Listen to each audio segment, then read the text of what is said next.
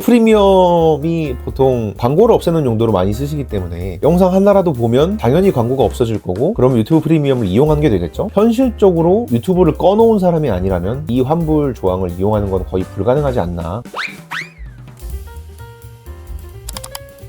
안녕하세요, AI 정석의 순입니다. 여러분이 모르는 사이에 이용약관이 바뀌어 있거나 유튜브 프리미엄 이용요금이 이전보다 더 부과되었던 경험이 있으신가요? 오늘의 주제는 바로 GPT 프로로 스트리밍 플랫폼 이용약관의 독소 조항을 분석할 수 있을까입니다. GPT 프로의 가장 강력한 기능이 계약서 검토라고 지난 영상에서 설명드렸었는데요. 이번 영상에서는 이용약관을 분석해 보려고 합니다. 제대로 분석할 수 있을지 마지막까지 함께 해주세요. 먼저 오늘 분석을 위해 넷플릭스 유튜브 유료 서비스 이용약관을 가져왔습니다. 하나씩 넣고 GPT 피드백을 받아보도록 할게요. 먼저 넷플릭스의 이용약관입니다. 복사를 해서 프로 모드에 집어넣을 건데요. 프롬프트는 간단하게 넌 경력 50년의 법무사야. 이 이용약관 독소조항 없는지 검토해줘. 아마 시간이 조금 걸릴 거고요. 넷플릭스 이용약관을 검토를 해줬고요. 38초 동안 생각을 했다고 합니다. 아래 검토는 약관에 포함된 내용 전반을 살펴보고 소비자 보호 관점이나 국내 법령 등에 비추어 문제될 수 있는 독소 조항의 존재 여부를 검토한 것입니다. 넷플릭스는 대체로 글로벌 스트리밍 서비스에서 일반적으로 적용되는 표준 약관과 유사하다고 하네요. 소비자에게 심각하게 불리한 독소 조항은 눈에 띄지 않습니다. 다만 주의 깊게 볼만한 부분은 다음과 같습니다. 해지 및 환불 기준, 결제 후 7일 이내에 이용하지 않은 경우에 전액 환불 요청 이 가능하다는 점은 소비자 친화적입니다. 7일 이후나 일부 콘텐츠를 이용한 후에는 환불 불가 원칙을 명확히 하고 있어 서비스를 부분적으로 이용한 상태에서의 부분 환불 불가능은 일부 사용자에게 불리할 수 있습니다. 다른 서비스 약정들과 크게 다르지 않고 국내법상 문제되는 조항으로 보기 어렵다고 하네요. 요금 또는 멤버십 변경 시 사전 통지, 동의를 받으며 동의하지 않을 경우 해지 가능하다고 명시하고 있습니다. 이는 법적으로 큰 문제 없이 합리적인 수준의 고지 및 소비자 선택권을 부여하는 방식으로 보입니다. 서비스 중단 및 책임 제한, 넷플릭스는 고의 또는 과실이 있는 경우 손해배상 책임을 진다고 명시하였고, 단순 과실 외에 특별한 사정으로 인한 확대 손해에 대해서는 고의나 중과실이 없는 한 책임을 지지 않는다고 하고 있습니다. 통상적인 온라인 서비스 약관에 흔히 포함되는 면책 규정이라고 합니다. 다만 특별한 사정으로 인한 손해에 대한 배제 조항은 경우에 따라 문제 소지가 있을 수 있으나 여기서는 고의 또는 중과실이 있을 경우 책임을 진다고 명시하였으므로 완전한 면책은 아닙니다. 일반적으로 콘텐츠 스트리밍 서비스의 성격을 감안할 때 이 정도 조항은 크게 문제 삼기 어렵습니다. 6조가 뭐였을까요? 6조 보증 및 책임의 제한. 넷플릭스는 안정적인 서비스 제공을 위해 노력합니다. 다만 넷플릭스의 책임 없이 서비스 중단이나 오류가 발생할 수 있습니다. 넷플릭스는 고의 또는 관실로 인하여 회원이 입은 손해를 배상하되 특별한 사정으로 통상적인 범위를 벗어난 손해는 넷플릭스의 고의 또는 중대한 과실을 제외하고는 책임지지 않습니다. 타사 광고 또는 기타 상업적 콘텐츠를 접하게 될 수도 있습니다. 보증하거나 후원하지 않으며 인터랙티브 광고 참여를 포함하여 광고주와의 모든 상호 적용은 회원 본인이 자신의 선택에 따라 책임을 부담합니다. 드라마나 영화를 제작한 제작사들이 넷플릭스를 통해서 자사의 콘텐츠들을 유통하는 경우죠. 근데 사회적인 이슈나 이런 사건들로 인해서 영상을 내려야 하는 상황이 생길 수도 있고, 그 영상 때문에 넷플릭스를 결제하시는 분도 분명히 있을 것 같아요. 하지만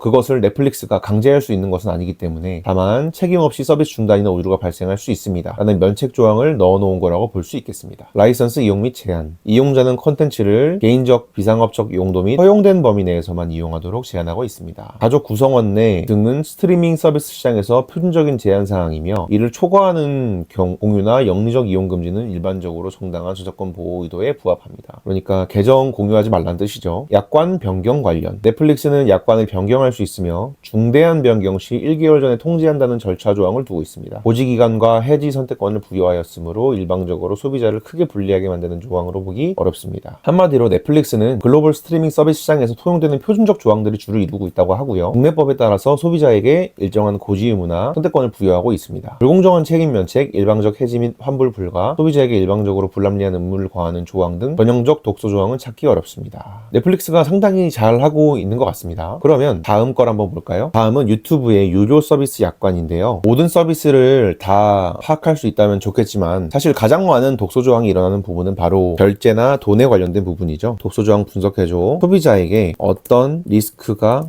올 수 있는지 명확하게 작성해줘. 유튜브도 나왔네요. 있네요. 1분 38초 동안 생각을 했고요. 아래는 제시된 유료 서비스 약관에서 소비자에게 불리하게 적용할 수 있거나 소비자에게 리스크를 초래할 수 있는 독소 조항 및 그로 인해 소비자가 직면할 수 있는 위험에 대한 상세한 분석입니다. 이 분석은 법률 전문가의 공식적 법적 의견이 아니라 소비자 보호 관점에서 리스크를 살펴보는 차원입니다. 소비자가 직면할 수 있는 위험을 좀 더 자세하게 알려달라고 아까 프롬프트를 다시 작성했는데, 다음은 법률 전문가의 입장에서 소비자가 직면할 수 있는 위험에 대해 알려달라고 한번 프롬프트를 만들어 봐야겠네요. 약관 변경에 관한 조항. 구글은 유료 서비스 약관을 언제든지 변경할 수 있으며 중대한 변경 발생 시 사전 통지와 구독 취소 기회가 제공되지만 긴급 상황, 법적 규제, 악용 방지 목적, 신규 기능 출시 등 이런 상황에서는 충분한 통지 없이 변경할 수 있습니다. 또한 변경 후 유료 서비스를 계속 사용할 경우 새로운 약관에 동의한 것으로 간주됩니다. 소비자 리스크는 계약 안정성이 저하된다고 합니다. 소비자가 기존에 합의한 조건, 나는 이런 조건이어서 약관이 이래서 이제 결제를 했는데 이후에 예고 없이 변경될 수 있고, 또 여러분 바쁘시면은 이런 항상 결제하고 쓰는 이런 기능들에 대해서 잊어버릴 수가 있거든요. 그냥 결제됐나 보다 이러고 넘길 수가 있는데, 긴급 상황에서는 이것도 통지 없이 변경할 수 있다고 하고, 또한 변경 후에 유료 서비스를 계속 사용하면 약관에 동의한 것으로도 간주된다고 합니다. 장기적으로는 서비스 이용자의 서비스 이용 조건의 예측 가능성이 떨어지고요. 변경된 약관에 동의하지 않을 경우 소비자가 할 수 있는 것은 주로 구독 취소뿐이며, 소비자는 이미 지불한 금액이나 투자한 시간 접근 권한을 상실할 수 있음. 컨텐츠 이용 불가 또는 삭제 시 대처 방식. 구매 또는 대여한 컨텐츠가 이후 라이센스 문제, 법적 문제 등으로 이용 불가능해질 수 있으며, 이 경우 환불 또는 대체물 제공 등으로 대처한다고 하나 그 조건이 약관에서 명확하게 소비자 중심으로 정의되지 않음. 5년 이내 이용 불가할 경우 환불 요청하는 그 이후의 경우 구글 재량에 따라 부분적 환불 또는 대체물 제공 등의 방식. 그 내용인 것 같습니다. 여러분 구글 유튜브로도 영화를 결제해서 보실 수가 있거든요. 그래서 유료 서비스로 구매해서 컨텐츠를 볼 수 있는데, 이후에 컨텐츠 접근이 불가능해지면 나는 결제 한번 하면 계속 볼 줄 알고 결제를 했는데 후에 컨텐츠 접근이 불가능해지면 이제 불안정한 이용권만 가지는 결과가 된다는 말이죠. 그래서 환불 및 대체물 제공 조건도 제한되어 있습니다. 5년이 지나면 환불에 대한 의무가 명확히 보장되지 않고 제공 여부는 구글의 재량이라고 하네요. 나는 그 콘텐츠를 보고 결제를 했는데 소비자는 언제 어떤 이유로 사라질지 모르기 때문에 금전적인, 시간적인 투자 안정성은 떨어진다고 합니다. 넷플릭스랑 좀 다른 자세를 취해주네요. 소비자 입장에서 생각해달라고 하니까. 넷플릭스는 이런 비슷한 조항도 일반적입니다. 스트리밍 서비스 약관과 좀 일반적으로 맞습니다. 이런 식으로 이제 판단을 했는데, 이런 식으로도 볼 수 있는 것 같습니다. 가격 변경 관련 조항. 유료 서비스 가격은 인플레이션, 라이센스 비용 변동, 프로모션 변경 등으로 언제든 변동 가능하며, 반복 결제 상품의 가격 인생 시 동의를 구한다고 하나 동의를 하지 않으면 구독 중단 외에 대안이 없음. 가격 변동 시 가격 인하나 프로모션에 대한 가격 보호나 환불은 불가능하다. 처음에 유튜브 프리미엄을 결제했을 때 8,900원, 9,900원 정도의 가격으로 기억을 하는데, 점점 시간이 지나니까 요즘에는 13,000 얼마까지 받더라고요. 물론 이제 인플레이션과 환율 등등 그런 것들 다 적용해서 계산한 가격이겠지만, 이렇게 장기 의용 의도가 있어도 가격 인상에 동의하지 않으면 이 서비스를 잃거나 비용을 부담하는 것 말고는 선택지가 없다고 합니다. 소비자 리스크로. 가격 예측 불가능성, 예상 계획이 어렵다. 자동갱신 및 결제 관련 조항. 유료 구독의 경우 별도 해지 전까지 자동으로 갱신되면서 결제 수단이 무효화되거나 갱신 불가 시 구독이 중단될 수 있지만, 과정에서 소비자가 특정 기간 내 결제 수단 업데이트를 하지 않으면 구글 측이 일방적으로 구독 취소가 가능하다. 이것도 그거죠. 해지하는 거 깜빡했다가 결제가 되고 나서